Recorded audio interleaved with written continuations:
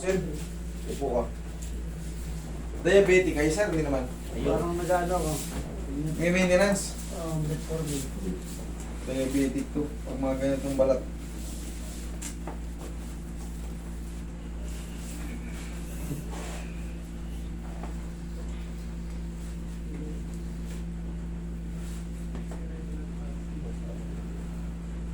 Dito kita.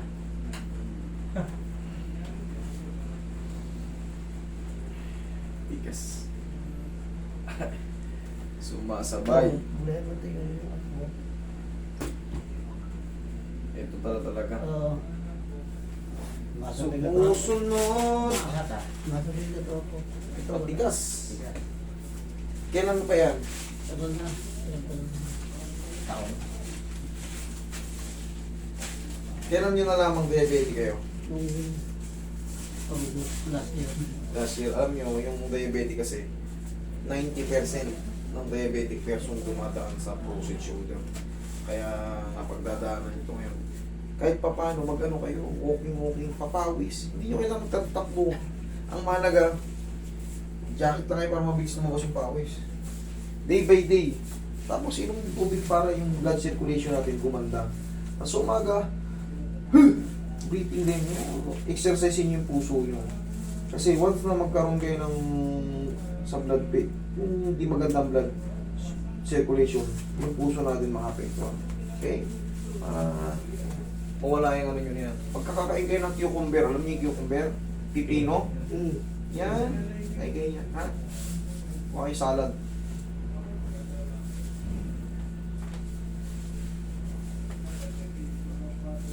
Salad na pipino.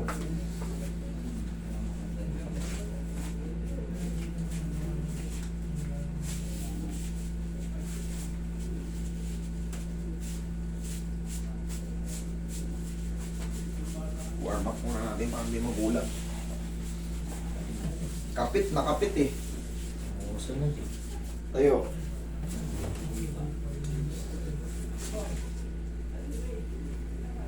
Yan. Okay po.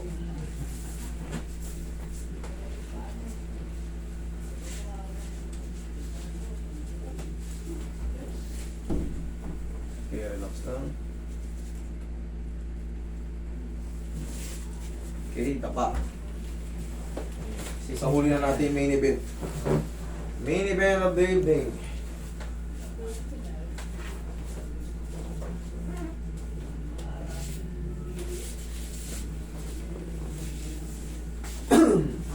Wala ka. Okay.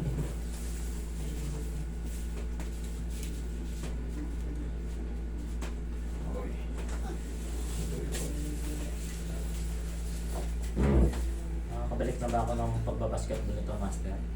Oo, ay mga 3 araw na nasa court ka na. Ilang taon na hindi nagbabasketball eh. Makabalik ka na yan.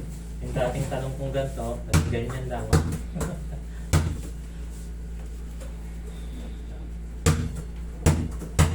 May laro pa kayo mamaya. Wala. Putol niya. Kita matuto, di makakalaw yun. Malalaro kayo. Bagang mag-ano nung pumunta sa akin eh. Ito na yung pinakamasarap sa lahat. Ito yung inaabangan natin. Tignan natin kung magkakandilit ka. Kakandilit ka ba si Sir o hindi? Ayan, relax lang. Huwag mo lang lalabanan.